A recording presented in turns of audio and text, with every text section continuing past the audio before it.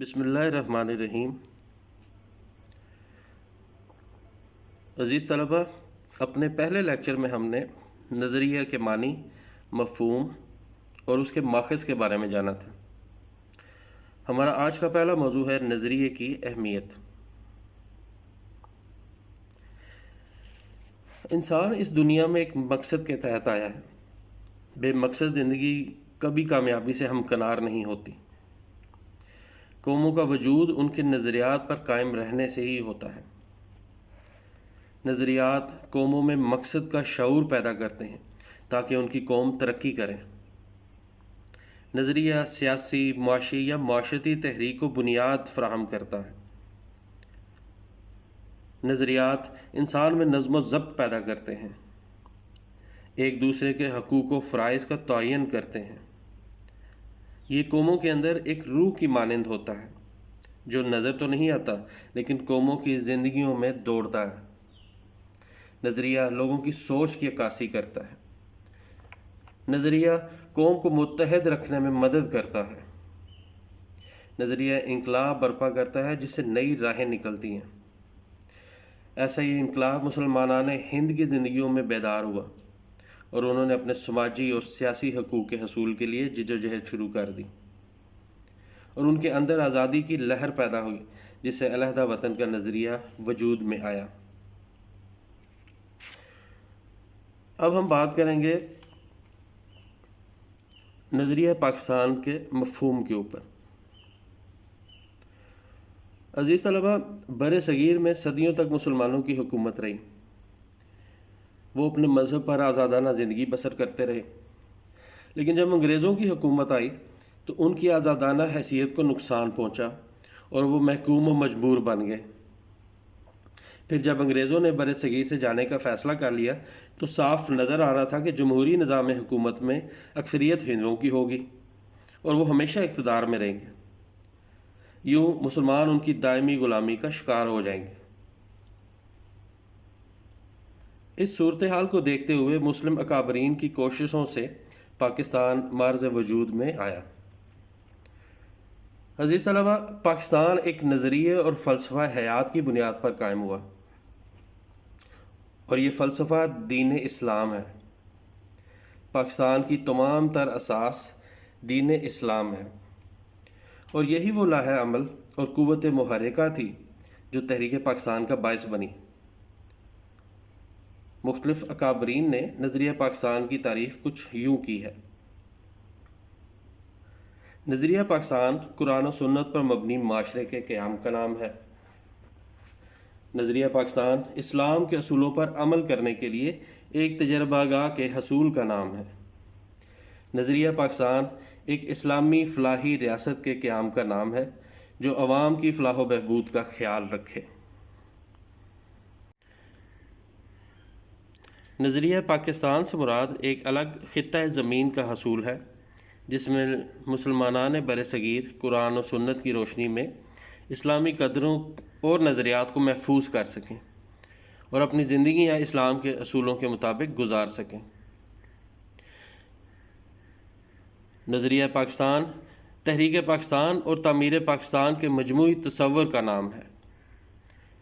نظریہ پاکستان وہ نظریاتی بنیاد ہے جس کے تحت بر صغیر کے مسلمانوں نے اپنی شناخت، علیحدہ وطن اور قومی فلاح و بہبود کے لیے جدوجہد کی۔ اب ہم بات کریں گے ہندوستان میں اسلامی دور حکومت کے دوران اسلام کی بنیادی اقدار، مسلمان مصلحین اور سماجی و ثقافتی حوالے سے نظریہ پاکستان کی وضاحت۔ سب سے پہلے ہم بات کریں گے اسلامی اقدار پر۔ بر صغیر کے مسلمانوں نے پاکستان کے مطالبے کے وقت یہ طے کیا تھا کہ اسلام کے سنہری اصولوں پر مبنی معاشرہ بنایا جائے گا، جہاں اسلامی اقدار مثلا انصاف، مساوات، آزادی اور رواداری کو فروغ دیا جائے گا۔ قیام پاکستان کے بعد قائد اعظم سے سوال کیا گیا، تقسیم کیے بغیر بر صغیر میں مسلمانوں کو اپنے مذہب کے مطابق عبادت کرنے کی آزادی ہے تو پھر پاکستان کا مطالبہ کیوں؟ آپ نے جواب دیا، بھائی چارہ، مساوات اور انسان دوستی ہمارے مذہب، ثقافت اور تہذیب کی بنیادی باتیں ہیں۔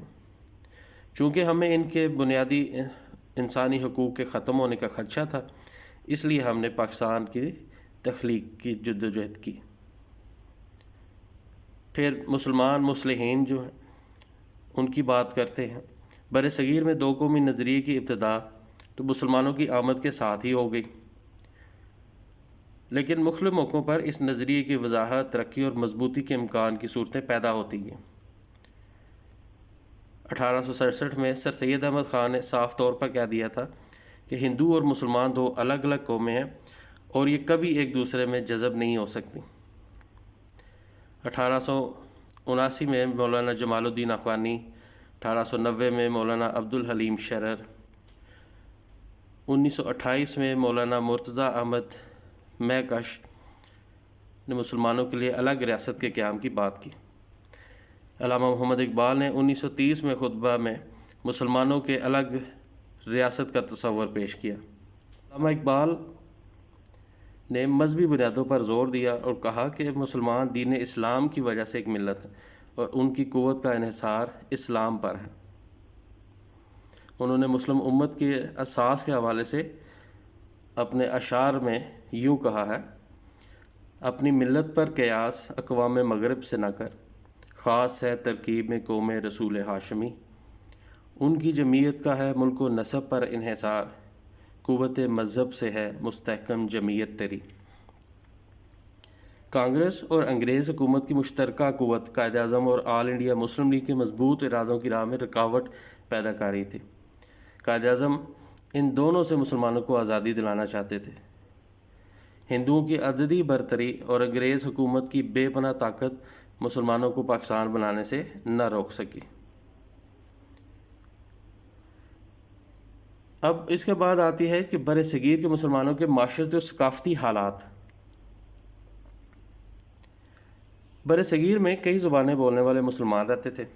ان کی ثقافتیں، روایتیں، نسلیں اور سماجی ماحول مختلف تھے اور رنگوں میں بھی یکسانیت نہیں تھی، لیکن دین اسلام ہی وہ واحد طاقت تھی جو مسلمانوں کو ایک قوم کے سانچے میں ڈالے ہوئے تھی۔ اسلام کی روح سے مسلمان کا بھائی ہے اور مسلمان ہمیشہ اپنی پہچان اپنے مذہب کے حوالے سے کراتے تھے۔ نظریہ پاکستان ایک مخصوص طرز زندگی اور تہذیب و ثقافت کی دعوت دیتا ہے۔ بر صغیر کی مسلم تہذیب و ثقافت پر اسلام نے گہرے اثرات چھوڑے۔ بر صغیر کے مسلمانوں کے منفرد نسلی و تمدنی تاریخی ورثہ و جغرافیائی ماحول کی وجہ سے بھی روایات نے نشو و نما پائی۔ ایسے تمام طریقے جو اسلامی تعلیمات کے خلاف نہیں تھے وہ یہاں کے مسلمانوں کا ثقافتی ورثہ تھا اور آج بھی ہے۔ اس کے بعد اسلامی ریاست اور اقلیتوں کے حقوق کی بات کرتے ہیں۔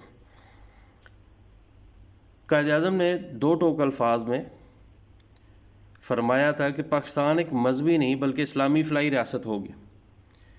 یہاں غیر مسلموں کو بھی مسلمانوں کے برابر درجہ ملے گا اور وہ آزاد اور خوشگوار فضا میں سانس لے سکیں گے اور انہیں برابر کے حقوق حاصل ہوں گے۔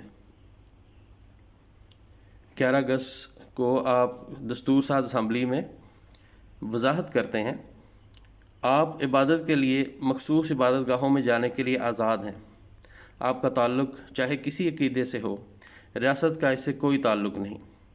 پاکستان کے تمام شہری مساوی ہیں اور انہیں مساوی حقوق حاصل ہوں گے۔ تو عزیز طلبہ، یہ وہ اہم نکات تھے جو نظریہ پاکستان کے معنی اور مفہوم کو واضح کرتے ہیں۔